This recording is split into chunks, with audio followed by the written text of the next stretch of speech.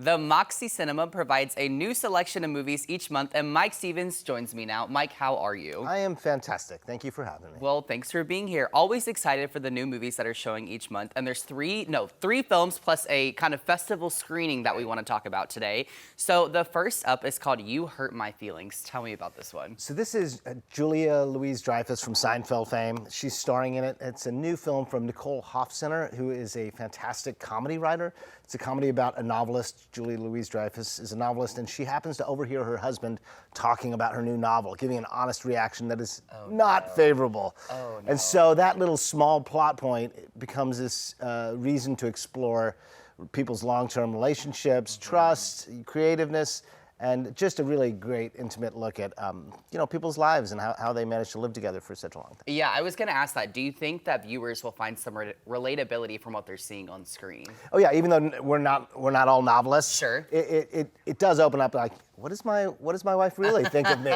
Like, what did she think of that idea that I came up with? Yeah, exactly. I love that. Okay, sounds like a great film. All right, this second one, this is going back in time a little bit, 1959's Pickpocket. Tell me about this one. Yeah, this is part of our Art House Essential series. We do these once a month, and we pick out classic movies from the past, and this is by the French auteur Robert Bresson.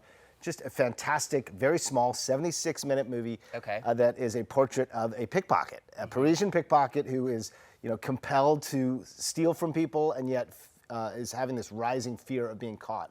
And it's kind of a look at how he transcends his weakness and comes out on the other side. Yeah, we've talked about this before, but for those that maybe aren't often going and seeing these older movies, why should they go check those out? I think somebody like Robert Bresson, if you go to see Guardians of the Galaxy Volume 3, which is opening up soon, I guarantee you those directors are familiar with his work. And so you see the building blocks. Basically, if you go back in time, you see where current directors are taking inspiration from. Okay, that makes sense. All right, third film showing this month, probably the one I'm most excited for, Blackberry. Give me the rundown on this one. So this is a kind of a tech fever dream. It follows the meteoric rise of BlackBerry, the first smartphone, and then its catastrophic failure. Sure. It was two Canadian nerdy friends that came up with the idea, and in order to launch it, they had to swim with the sharks. They went to Silicon Valley and got some backers, and this is the story of that tumultuous ride and inevitable fall. It's based on a book, a deeply reported book, but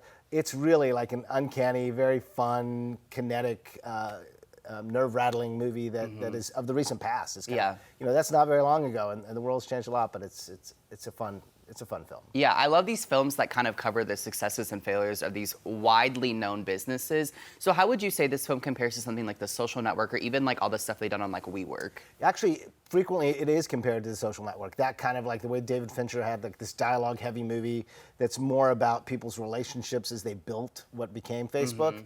This is a very similar one. It's kind of exploring like how this entrepreneurial magic happens. It's not just technology, it's people that are behind it and how they get along or don't get along. Yes, all right, I love it. Okay, so also, Sato 48 just took place here in Springfield just a few weekends ago, and Moxie has the pleasure of showing those screenings from the festival, so tell me the details on that. Yeah, so all of these filmmakers had 48 hours to complete a 5-minute movie, and we are screening the results of those people that succeeded on that Sato 48 challenge of finishing the movie and delivering it to Jeff and Jaw, the people, the founders of Sato 48. We love doing this because it's just local filmmakers, anywhere from my daughter's 9 and she's part of a team to 80-year-olds that are in these as actors.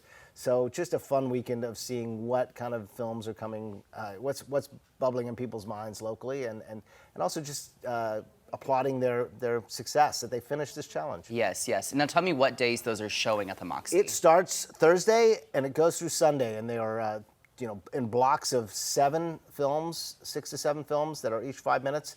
And it's basically an hour long. Okay, very good. All right, last question for you. Anything exciting coming up this summer over at the Moxie?